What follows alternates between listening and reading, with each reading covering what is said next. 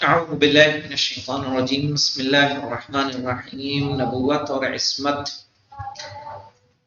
شیعہ شناسی میں آج جو عنوان ہمارے پاس ہے وہ ہے نبی اور نبی کی عصمت کے اوپر۔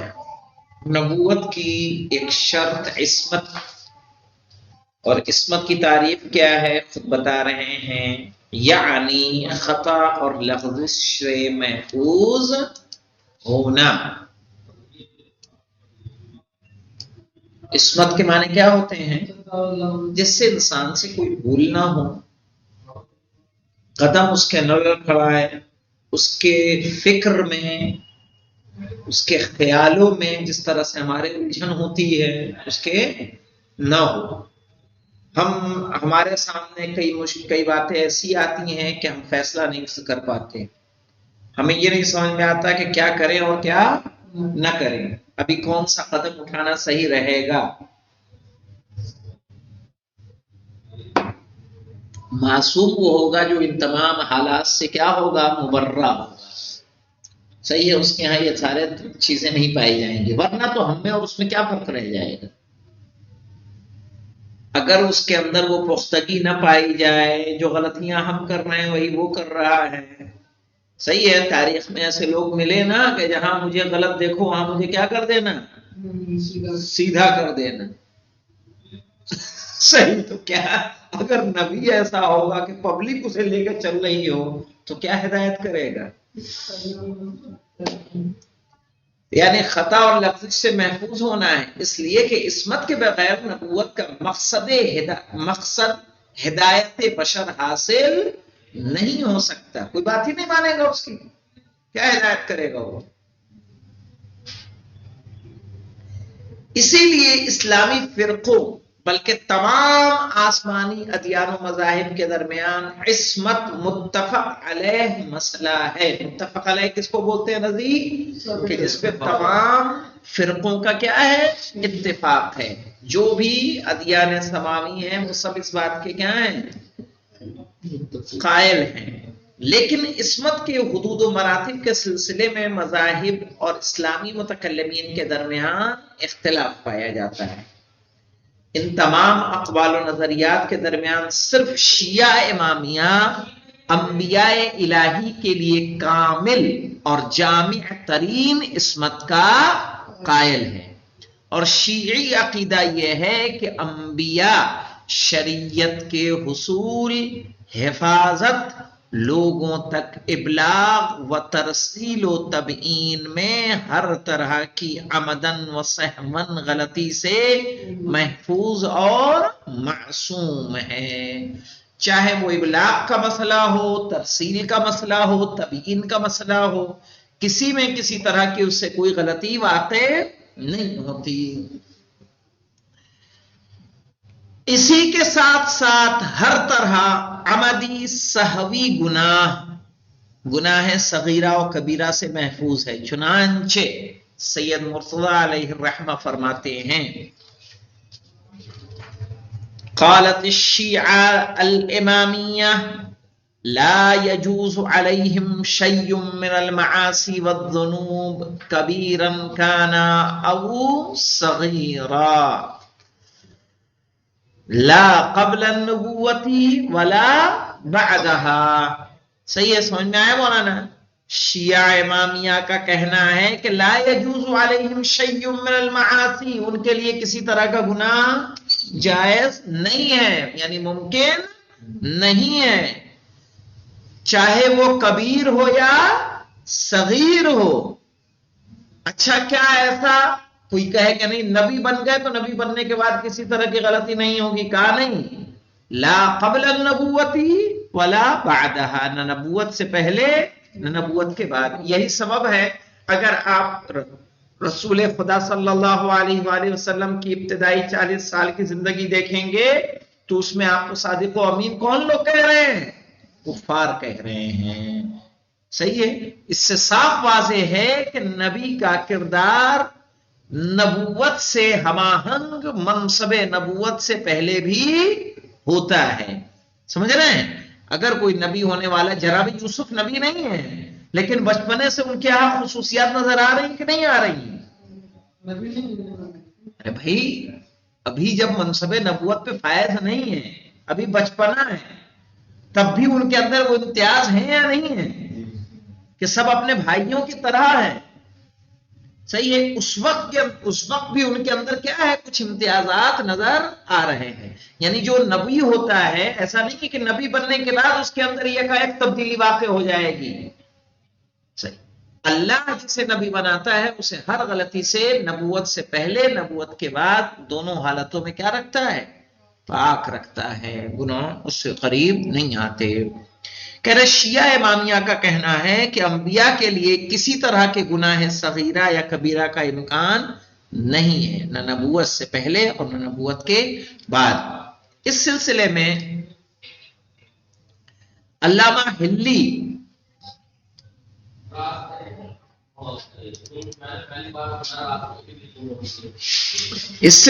علامہ حلی رحمت اللہ علیہ فرماتے ہیں ذہبت الامامیہ الى ان الانبیاء معصومون قبل البعثة وبعدها عن الصغائر عمدا وسهوا وعن الكبائر كذلك. ذہبت الامامیہ یعنی امامیہ کا عقیدہ یہ ہے کہ ان الانبیاء معصومون، کہ بے شک انبیاء کیا ہوتے ہیں؟ معصوم ہوتے ہیں. قبل البعثۃ وبعدها، بعثت سے پہلے اور اس کے بعد. کس سے معصوم ہے، بچے ہوئے ہیں؟ کہا عن الصغائر عمدا وسہوا، گناہ صغیرہ سے چاہے وہ عمدن انجام دیے جائیں یا سہون انجام دیے جائیں. وعن الکبائر کذالک، اور اسی طرح سے گناہ کبیرہ سے بھی محفوظ رہتے ہیں. کہہ رہے امامیہ کا نظریہ یہ ہے کہ انبیاء بعثت سے پہلے اور بعثت کے بعد صغیرہ و کبیرہ گناہوں سے محفوظ ہوتے ہیں. یہ بات بھی قابل ذکر ہے کہ اہل سنت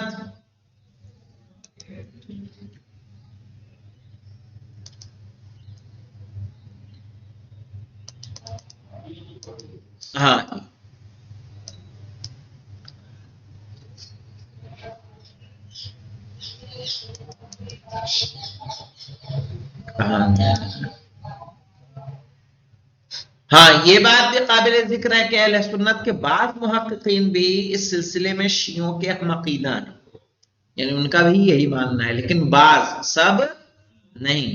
چنانچہ ملا علی قاری کہتے ہیں کہ انبیاء کے لیے گناہ صغیرہ و کبیرہ سے عصمت قبل بعثت بھی ثابت ہے اور بعد بعثت بھی.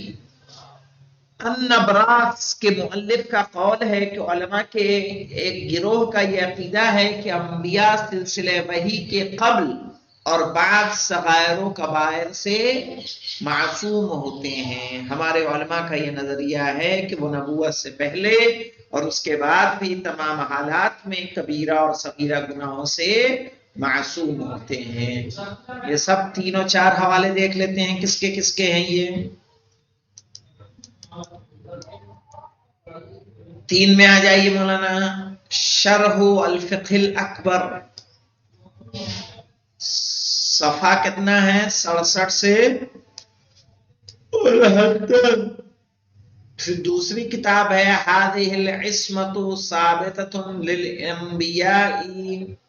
نہیں اس پہ انہوں نے یہ بات کہی ہے کہ هذه العصمة ثابتة للانبیاء قبل النبوة وبعدها على الاصح.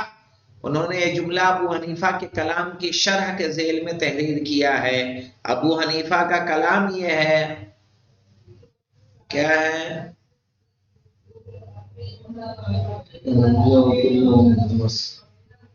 لیکن واو کیوں آ رہا ہے؟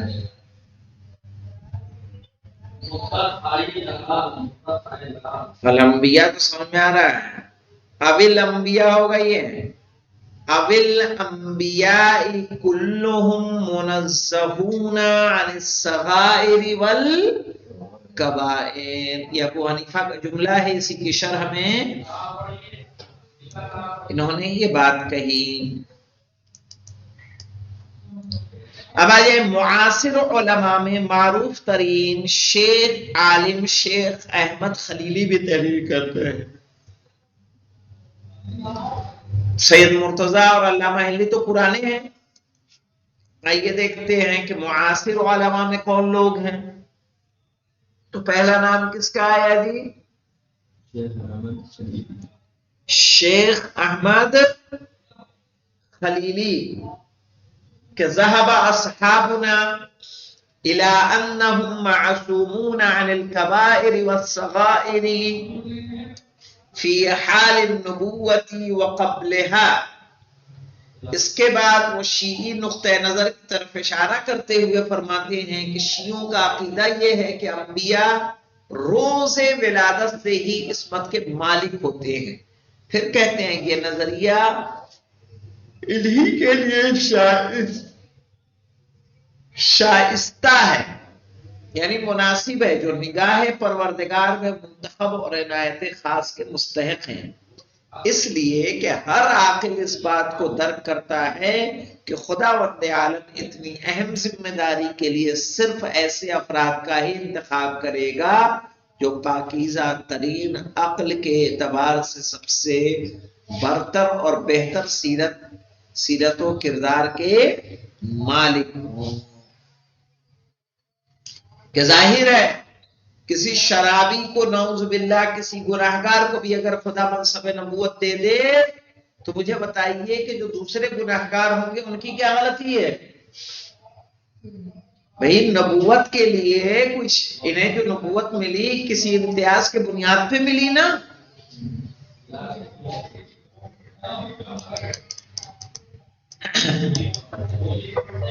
اب یہاں دیکھ لے کریں عصمت انبیاء کی عقلی دلیل یہ ہے کہ عصمت کے بغیر ان کی نبوت کا مقصد مکمل طریقے سے پورا نہیں ہو سکتا. اس لیے کہ اگر ان کے بارے میں خطا اور گناہ کا احتمال پایا جائے گا تو ان پر مکمل طور سے اعتماد نہیں کیا جا سکتا. انبیاء پر مکمل اعتماد اسی وقت ہو سکتا ہے کہ جب انبیاء شریعت کے حصول و ابلاغ اور بیان نیز احکام الہی پر عمل کے سلسلے میں ہر طرح کی خطا اور معصیت سے کیا ہوں؟ محفوظ ہوں. اس کے بعد خواجہ نصیر الدین کی بات ہے، اس کو پڑھ لیتے ہیں. خواجہ نصیر الدین تیسوی اس دلیل کو ان الفاظ میں بیان کیا ہے کہ یجب فی النبی العصمت لیحصل الوثوق فیحصل الغرض. کہ نبی کے لیے ضروری ہے کہ وہ کیا ہو؟ معصوم ہو، تاکہ اس پر اعتماد کیا جا سکے اور نبی کا جو غرض و غایت ہوتا ہے، جو اس کا مقصد ہوتا ہے، وہ بھی پورا ہو سکے. کہہ رہے نبی کے لیے عصمت کے لیے ضروری ہے تاکہ اس پر بھروسہ کیا جا سکے اور اس طرح کی بعثت کا مقصد پورا ہو سکے. گناہوں سے انبیاء کی عصمت کو ادلہ نقلیہ کے ذریعے بھی ثابت کیا جا سکتا ہے، اس لیے کہ جب انبیاء کی نبوت ثابت ہو گئی، یعنی یہ بات ثابت ہو گئے، یعنی یہ ثابت ہو گیا کہ انبیاء وحی کے ذریعے خدا سے شریعت حاصل کرتے ہیں اور اس شریعت کو محفوظ رکھنا اور لوگوں تک پہنچانا ان کی ذمہ داری ہے. اتنی بات تو سب کے نزدیک متفق علیہ ہے اور اس بارے میں قطعاً کوئی تردید نہیں ہے. لہذا نبوت اور شریعت کو ثابت ہو جانے کے بعد آیات قرآنی کے ذریعے انبیاء کی عصمت ثابت کی جا سکتی ہے. قرآن کریم انبیاء کا شمار ان بندوں میں کرتا ہے جنہیں خدا کی مخصوص ہدایت حاصل ہے. چنانچہ ارشاد ہوتا ہے وَاجْتَبَيْنَاهُمْ وَهَدَيْنَاهُمْ إِلَى صِرَاطٍ مُسْتَقِيمٍ ذَلِكَ هُدَى اللَّهِ يَهْدِي بِهِ مَن يَشَاءُ مِنْ عِبَادِهِ. سورہ انعام کی 87 اور 88 کہ ہم نے انہیں منتخب کیا اور سب کو سیدھے راستے کی ہدایت دی. وَاجْتَبَيْنَاهُمْ یعنی مجتبی کرنا، یعنی کیا ہوتا ہے بیٹا؟ انتخاب کرنا. وَهَدَيْنَاهُمْ الى صراط مستقیم، ان کی صراط مستقیم کی طرف ہدایت کی. ذالک ھدی اللہ، یہی خدا کی ہدایت ہے. یہدی بہ من یشاء، جس سے جس بندے کو چاہتا ہے کیا کرتا ہے، عطا کرتا ہے۔ ان آیات کا مطلب یہ ہے کہ خدا وند عالم صرف انہی افراد کو منصب نبوت رسالت عطا کرتا ہے جو پہلے سے خصوصی عنایت الہی کے کیا تھے، حقدار تھے، اور انہوں نے خصوصی ہدایت حاصل تھی۔ چنانچہ اس دوسرے مقام پر ارشاد ہوتا ہے اللہ عالم حیث یجعل رسالتہ، کہ اللہ بہتر جانتا ہے کہ اپنی رسالت کو اسے کہاں رکھنا ہے۔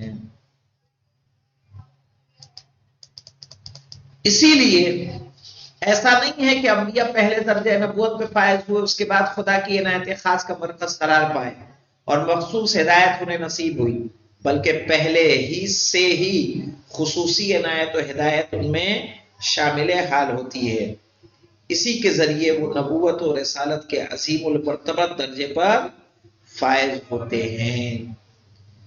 اور اسی طرح انبیاء کرام شروع سے ہی خدا کے مخلص اور منتخب بندے ہوتے ہیں، اور دوسری جانب قرآن کا واضح اعلان ہے کہ جو ایسی خصوصی ہدایت سے فیضیاب ہوگا وہ ہرگز گمراہ نہیں ہو سکتا اور شیطان کبھی بھی اسے بہکا نہیں سکتا۔ کیا ہے مولانا؟ وَمَن يَهْدِ اللَّهُ فَمَا لَهُ مِن مُضِلٍّ قَالَ فَبِعِزَّتِكَ لَأَغْوِيَنَّهُمْ أَجْمَعِينَ إِلَّا عِبَادَكَ مِنْهُمُ الْمُخْلَصِينَ۔ صحیح ہے، خدا جس کی ہدایت کرے اسے کوئی گمراہ نہیں کر سکتا۔ شیطان نے کہا تیری عزت کی قسم میں تیرے بندوں کو گمراہ کروں گا سوائے ان بندوں کے جو اخلاص کے اعلیٰ ترین درجے پر فائز ہیں۔ صحیح ہے، اب آئے گا صاحب النبی، نبی کا بھولنا، جو انشاءاللہ ہم لوگ کل پڑھیں گے۔ والحمدللہ رب العالمین۔ یعنی دیکھیں، اللہ اگر کسی کی ہدایت بھی کر دے گا، جب کسی کی ہدایت کر دے گا تو کیا اسے شیطان گمراہ کر سکتا ہے؟ وہ شیطان خود کہہ رہا ہے، کیا کہا اس نے؟ لَأَغْوِيَنَّهُمْ أَجْمَعِينَ، میں سب کو گمراہ کروں گا۔ لیکن کون لوگ ہیں جنہیں گمراہ نہیں کر پائے گا؟ الا عبادک منہم المخلص، سوائے تیرے مخلص بندوں کو۔